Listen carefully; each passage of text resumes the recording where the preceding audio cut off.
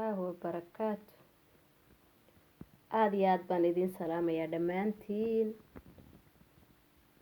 waxaan ku warsaaka waxa jirta ciiradaas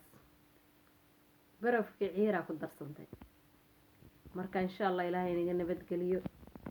quraacdeenan baa u soo noqonayna qofkii raba inuu iscaateeyo quraacdaan aan ugu baaqayna shaaha cagaarka ma idinku horeysiinaya waxa laga sameeyay aniga af Soomaali wax lagu yiraahdo ma aqaan xawaash dhudhubkeeni buu eegay waa kaas bashaan cagaarka laga sameeyay yaro salad inta la isku dardaray biyaheeni sinjibisha iyo qajaarka hay lahaa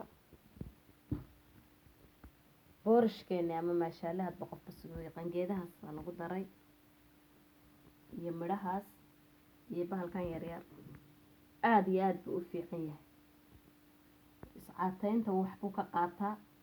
nafaqada jirka wax buu ka qaataa sida midhahaas oo kale kan waa subageena caadiga ah oo sixinta ah waa kan Amazon baad ka raadsanaysaa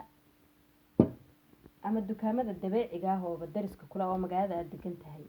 qaar baa laga helaa anigu matalan Amazon waan ka gataa dukaankayga alaabta dabeeciga gada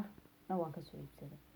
maadaama aad rabto inaad iscaateyso good fat buu u baahan yahay jirkaagu kana waa subageena caadiga ah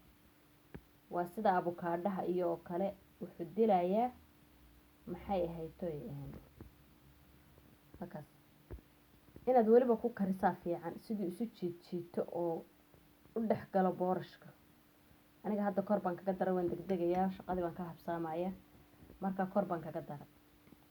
isaga iyo midhahaanba masha Allah tabarakallah midhahan madow kuwa cas kale iska arag marka insha Allah qofkii raba inuu iscaateeyo quraacdiisa ha ka bilaabo hadii Ilaahay ka dhigo maalmaalin inaka Soomaali baan cunto Soomaaliyeed ma goyn karno qofna ma goyn karo wixii uu u dhashay oo lagu soo koriyo lagu soo barbaariyay laakiin waa inaan yarayna oo wax ku dhex darnaa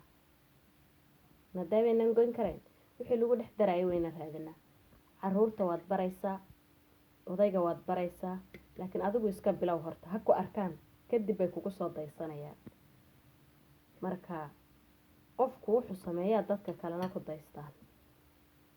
ayeeyday baa kelmad cajiib ah oran jirtay oo barigan yara aan dhageysan jiray aad dadka weyn dadka ugu dhowbana markaas waxay oran jirtay awrba awrka ka horeeyay socodkiisa leh yaa badana awrtu say u kala horeysaa yani oran jirtay ila waaba awre marka kadib marka weynaaday baan fahmo waxa weeye yani waa la isku xidheeshaa awrta haduu ka hore dheeraynayo ka dambana waa la mid marka qisadii marka fahmay oran jiray wallahi waxba ku dhex duugan xigmad baa ku jirta meeshaan marka u bilow dadkaaga familigaaga adiga u bilow kadibna way kugu soo daysanayaan maalinta haydin wacnaato aad baan u degdegsanahay isu soo noqo dambe